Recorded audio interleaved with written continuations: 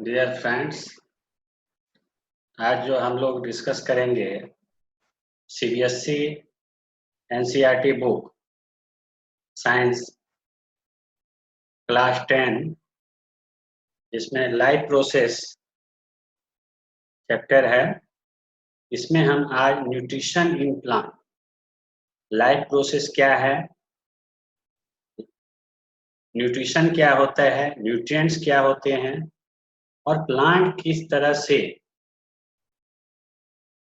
अपना process nutrition को complete करता है, जो कि उसमें एक मेन होता है फोटोसिंथेसिस। उसके बारे में डिटेल स्टडी करेंगे। उसके बाद हम लोग इस पर जो फोटोसिंथेसिस से रिलेटेड एक्टिविटी जो है उसके बारे में भी बात करेंगे।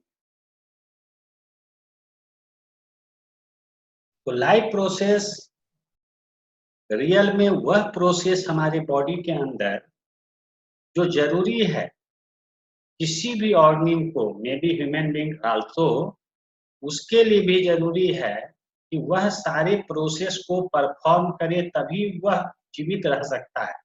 यानी अपने लाइफ को बनाए रखने के लिए जो भी हम प्रोसेस परफॉर्म करते हैं वह लाइफ प्रोसेस कहलाता है।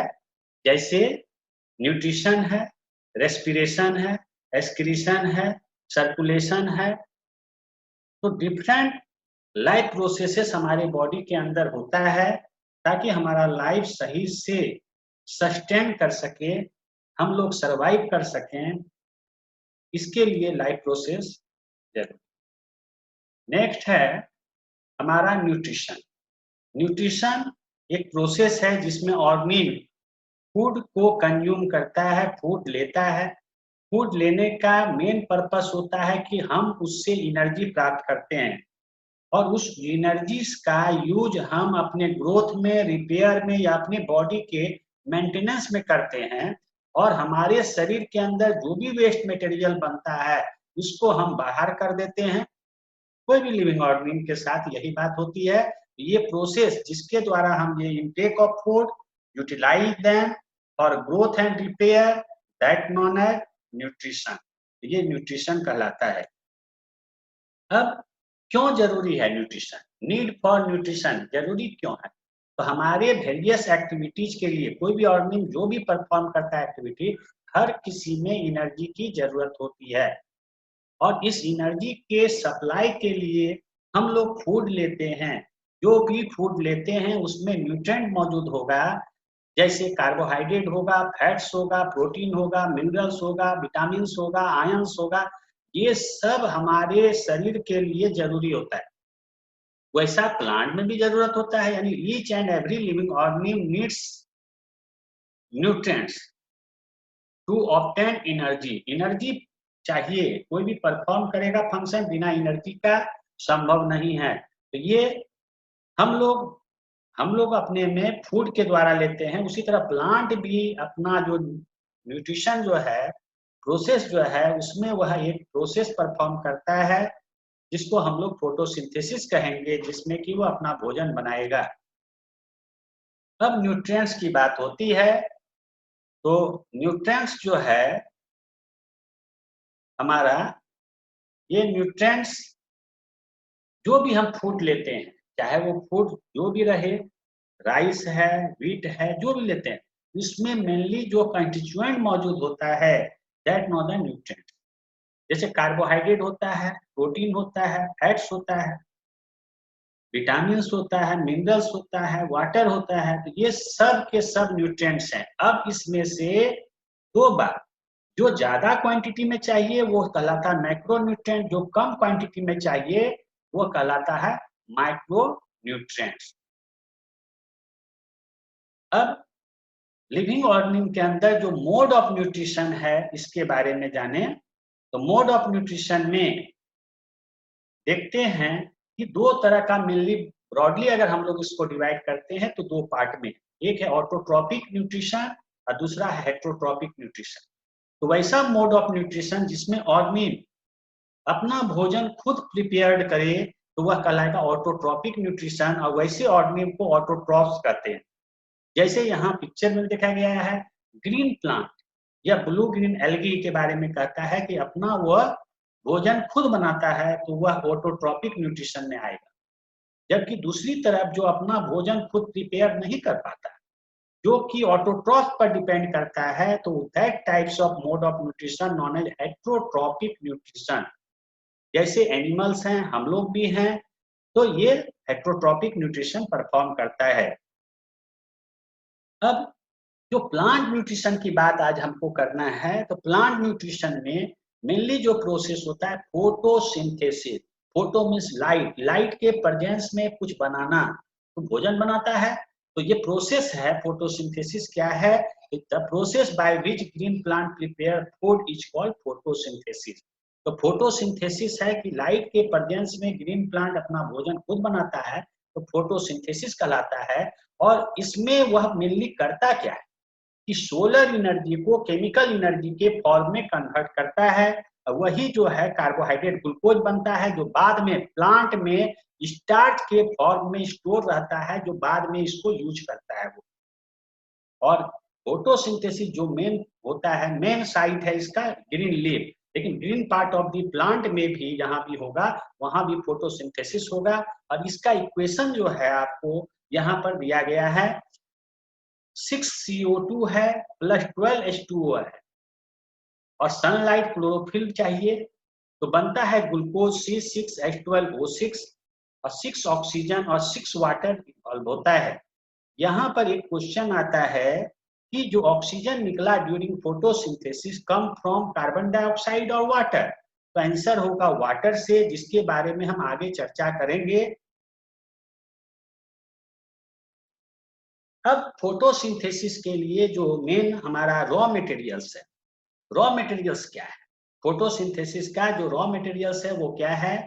तो सनलाइट है, जरूरी है, क्लोरोफिल चाहिए, प्लांट के लीफ में मेनली क्लोरोफिल रहता है, या green part of the plant जो भी है वहां भी क्लोरोफिल है। क्लोरोप्लास्ट के अंदर ये पिगमेंट रहते हैं जो सोलर एनर्जी को एब्जॉर्ब करने का काम करता है। कार्बन डाइऑक्साइड चाहिए जो एटमॉस्फेयर से प्लांट लेगा, वाटर जो है रूट से एब्जॉर्ब करता है, सॉइल से लेता है। और जो फोटोसिंथेसिस का मेन साइट है वह है chloroplast in the leaf. Leaf में जो क्लोरोप्लास्ट होता है वहां पर फोटोसिंथेसिस होता है। अब यहाँ एक क्लोरोप्लास्ट का डायग्राम है, इसमें जो अंदर में होगा एक है, यहाँ पर ये जो दिखाया जा रहा है stack like structure, that known the stack को थैलेक्वाइड्स कहते हैं। ये whole structure that known the granum, ये ग्रेनम कहलाता है। इसी के अंदर जो होता है क्लोरोफिल पिगमेंट्स होते हैं जो सनलाइट को एब्जॉर्ब करते हैं, लाइट एब्जॉर्ब करते दिखाया जा रहा है। लाइट एब्जॉर्ब करता है, लाइट एब्जॉर्ब करने से क्या बनाता है, यहाँ पर 2 स्टेप्स होगा जिसके बारे में बात करेंगे। और यहाँ से जो भी बनेगा लाइट रिएक्शन से वह एक डार्क रिएक्शन, जिसको कि केल्विन साइकिल कहते हैं, साइंटिस्ट के नाम पर है। ये साइकिल में कार्बन डाइऑक्साइड का फिक्सेशन होगा और कार्बोहाइड्रेट का फॉर्मेशन होगा। ये स्ट्रोमा में होता है, ग्रेना में होता है लाइट रिएक्शन, और स्ट्रोमा में होता है, स्ट्रोमा जो पार्ट है क्लोरोप्लास्ट के अंदर वहां पर होगा ये डार्क रिएक्शन। लेकिन याद रखना है कि डार्क रिएक्शन भी दिन में ही होता है, लाइट के प्रेजेंस में ही होगा, क्योंकि लाइट रिएक्शन में जो भी प्रोडक्ट बनता है वही को यूज करता है डार्क रिएक्शन में। इसलिए कभी भी नहीं सोचना है कि डार्क रिएक्शन रात में होता है। अब क्या इवेंट्स होता है फोटोसिंथेसिस के अंदर, जो मेन इवेंट्स हैं वो हैं क्या? तो इसके बारे में अगर हम बात करें तो मेन इवेंट जो फोटोसिंथेसिस के अंदर होना है, एक है लाइट रिएक्शन और दूसरा है डार्क रिएक्शन। लाइट रिएक्शन होना है ग्रेनम में, तो क्या क्या बात होगी? तो पहला तो लाइट एनर्जी को एब्जॉर्ब करेगा क्लोरोफिल, ये काम करेगा। उसके बाद लाइट एनर्जी को केमिकल फॉर्म में बदलने का काम होना है।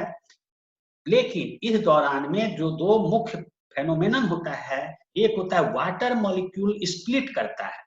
वाटर मॉलिक्यूल स्प्लिट कर करके हाइड्रोजन आयन, इलेक्ट्रॉन और ऑक्सीजन मॉलिक्यूल इवॉल्व करता है। इस प्रोसेस को बोलते हैं photolysis. Photo means light, lysis मतलब टूटना, यानी वाटर का टूटना। इसी से ये आंसर पता चलता है जो पहले बताए थे कि during photosynthesis oxygen is evolve come from water, not from carbon dioxide. ये बात यहाँ से क्लियर हो गया कि फोटोलाइसिस ही फेनोमेनन है जिससे ऑक्सीजन इवॉल्व होता है। सेकेंड स्टेप जो मेन इसमें होना है लाइट रिएक्शन में, वह है formation of assimilatory power, that means ATP NADPH2। ये दोनों एसिमिलेटरी पावर हैं जो कि डार्क रिएक्शन में यूज होना है इसका। और जो एटीपी बनता है, एटीपी जो बनता है वह ADP plus inorganic phosphate, adenosine diphosphate plus inorganic phosphate के मिलने से बनता है। यहाँ पर एनर्जी लगता है उसके बनने में, बॉन्ड के बनने में। तो ये एटीपी के फॉर्मेशन को बोलते हैं फॉस्फोराइलेशन, और क्योंकि लाइट के प्रेजेंस में होता है इसलिए इसका नाम हो जाता है फोटोफॉस्फोराइलेशन। दूसरी तरफ लाइट रिएक्शन में जो प्रोडक्ट बनता है वह प्रोडक्ट डार्क रिएक्शन में यूटिलाइज होता है, और कार्बन डाइऑक्साइड का फिक्सेशन होता है कार्बोहाइड्रेट में इन अ डार्क रिएक्शन, और केल्विन साइकिल भी बोलते हैं, जो स्टोमा में होता है आपकी क्लोरोप्लास्ट। अब स्टोमाटा के बारे में बात करना है। ये तो हम जो बात किए वह फोटोसिंथेसिस में क्या क्या होना था, light reaction, dark reaction, splitting of water, ये सबका डिस्कशन हुआ। नेक्स्ट हमारा जो है stomata. Stomata small pore present in the leaf surfaces, on the leaf surfaces पर जो छोटे छोटे पोर्स होते हैं जिसके द्वारा गैसियस एक्सचेंज और एक्सेस वाटर वेपर के रूप में बाहर निकलता है, उस पोर को, उस रास्ते को बोलते हैं स्टोमाटा। तो स्टोमाटा टीनी पोर्स है, एपिडर्मिस ऑफ द लीफ पर होता है जो कि गैसियस एक्सचेंज और ट्रांसपिरेशन में मदद करता है। यही है फंक्शन ऑफ स्टोमाटा।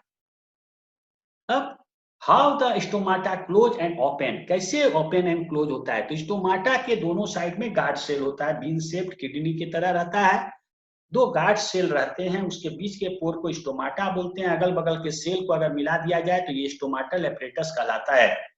यहाँ पर जब गार्ड सेल में सॉल्यूट की मात्रा बढ़ती है तो वो अगल बगल का वाटर को अपने अंदर इम्बाइब करता है, अंदर लेता है, एब्जॉर्ब करता है एंडोस्मोसिस से, और वह जो है धीरे धीरे स्वेल करेगा, एक प्रेशर क्रिएट करता है वॉल पर, और finally pressure up and down में आकर के स्टोमाटा को ओपन कर देता है।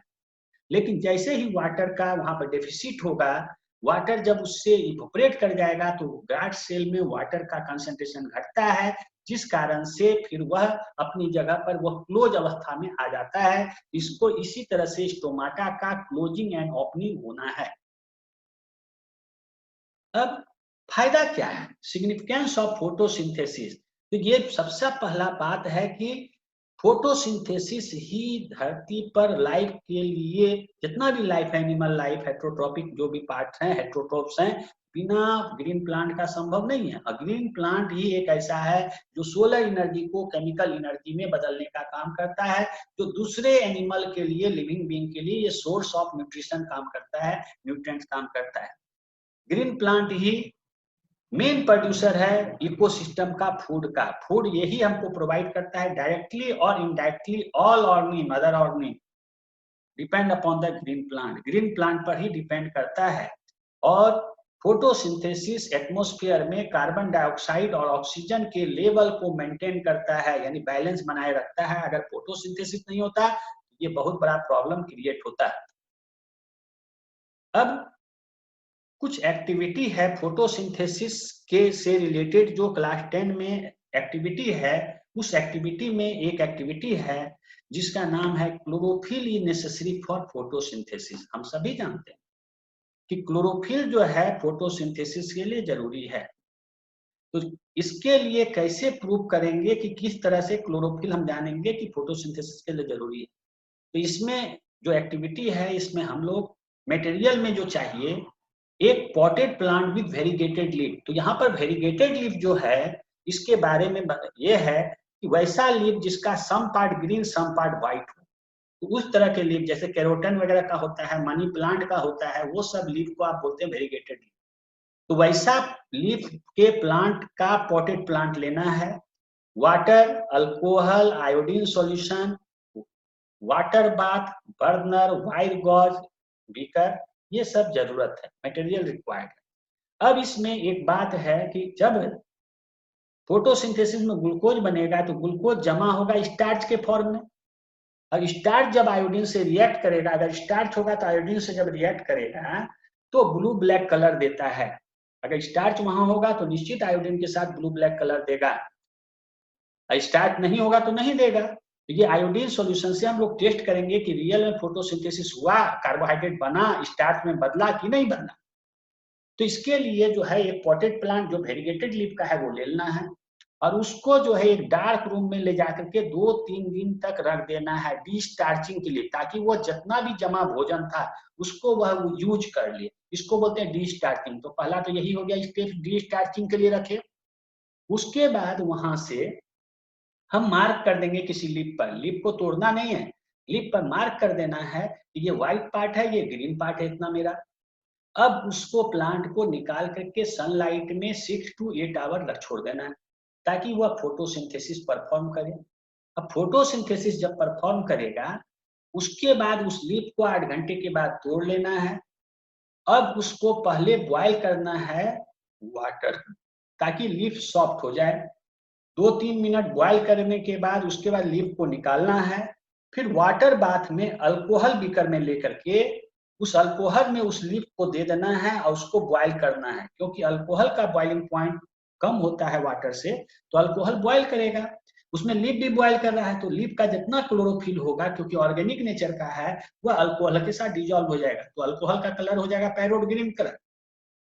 पहले वो ट्रांसपेरेंट टाइप का था जो कि पैरोट ग्रीन हो जाए, क्लोरोफिल सब निकल गया। अब उस लीफ को उससे निकालना है। तो यहाँ पर एक क्वेश्चन पूछता है why we use water bath, क्योंकि अल्कोहल जो होता है इनफ्लेमेबल होता है, डायरेक्ट उसका अगर फायर के कांटेक्ट में आएगा तो वह आग लग सकता है, इसलिए बीच में वाटर रखा जाता है ताकि वाटर का वेपर से वह जो है डायरेक्ट कांटेक्ट ना हो आग के साथ, तो इससे वह बचा रहता है, कोई मिसहैपनिंग नहीं होता है। तो अल्कोहल को डायरेक्ट हम लोग फ्लेम पर नहीं रखते। अब उससे वह लीफ को निकालना है, निकालने के बाद रिंज विथ वाटर, अगला स्टेप होगा रिंज विथ वाटर, मतलब वाटर से उसको धो देना है ताकि उसका अल्कोहल लगा हुआ हट जाए। अब उस पर आयोडीन सॉल्यूशन पोर करना है।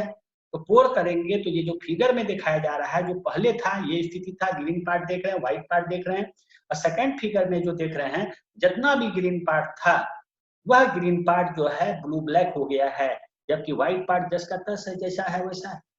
इसका मतलब ये है कि ग्रीन पार्ट में क्लोरोफिल था, ग्रीन पार्ट में क्या था, क्लोरोफिल था। तो क्लोरोफिल के कारण वहां पर सनलाइट मिला, फोटोसिंथेसिस हुआ, स्टार्च बना, आयोडीन के साथ वो रिएक्शन किया। लेकिन ये जो था पार्ट, इसमें व्हाइट पार्ट में क्योंकि क्लोरोफिल नहीं था तो वहां पर फोटोसिंथेसिस नहीं हो पाया, तो वहां पर स्टार्च नहीं बना, इसलिए आयोडीन के साथ उसका कोई रिएक्शन नहीं हुआ। तो इससे ये क्लियर होता है कि फोटोसिंथेसिस के लिए क्लोरोफिल का होना बहुत जरूरी है। अब नेक्स्ट एक्टिविटी एक और है जो एनसीईआरटी बुक में भी है, carbon dioxide necessary for photosynthesis. तो कार्बन डाइऑक्साइड जरूरी है फोटोसिंथेसिस के लिए। इसके लिए हमको क्या क्या मटेरियल चाहिए, वह है पॉटेड प्लांट, कोई भी ले सकते हैं, फ्रेश होना चाहिए, वाटर, अल्कोहल चाहिए, iodine solution, water bath, burner, white gauze, beaker, KOH solution चाहिए। यहाँ पर ये मेन है केओएच सॉल्यूशन, ग्लास जार और सीलिंग मटेरियल चाहिए।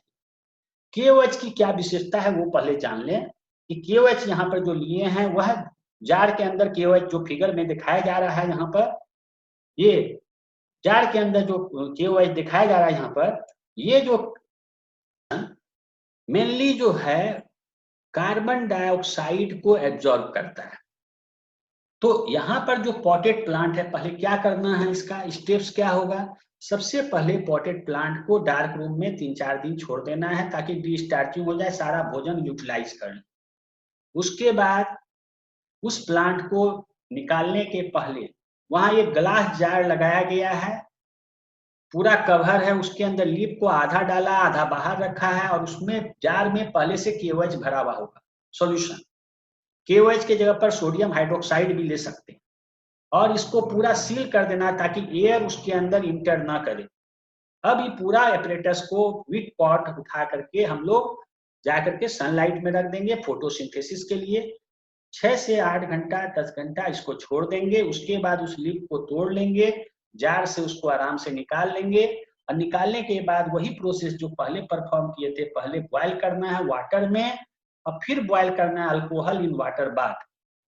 फिर वहां से निकालने के बाद उसको धोना है, धो करके उस पर आयोडीन पोर करना है, डालना है पूरे लिप पर, और लिप पर देखते हैं कि जो पार्ट बाहर था जार के, वहां तो उसको कार्बन डाइऑक्साइड मिल रहा था, सनलाइट मिल रहा था, क्लोरोफिल वगैरह था ही, तो फोटोसिंथेसिस आराम से परफॉर्म किया। जबकि ये जो रेस्ट पार्ट है, वह रेस्ट पार्ट जो हो था वह ब्लू ब्लैक नहीं हुआ, क्योंकि वहां पर कार्बन डाइऑक्साइड जो भी जार में था उसको KOH ने एब्जॉर्ब कर लिया। अब KOH जो एब्जॉर्ब कर लिया तो वहां पर फोटोसिंथेसिस नहीं हुआ, क्योंकि कार्बन डाइऑक्साइड नहीं था। इसीलिए हाफ पार्ट जो देख रहे हैं बाहर में है वो ब्लू ब्लैक दिखाई दे रहा है, और जो अंदर में जार के अंदर था, क्योंकि कार्बन डाइऑक्साइड नहीं था, इसलिए वहां पर फोटोसिंथेसिस नहीं हुआ। तो इससे पता चलता है कि कार्बन डाइऑक्साइड भी फोटोसिंथेसिस के लिए जरूरी है।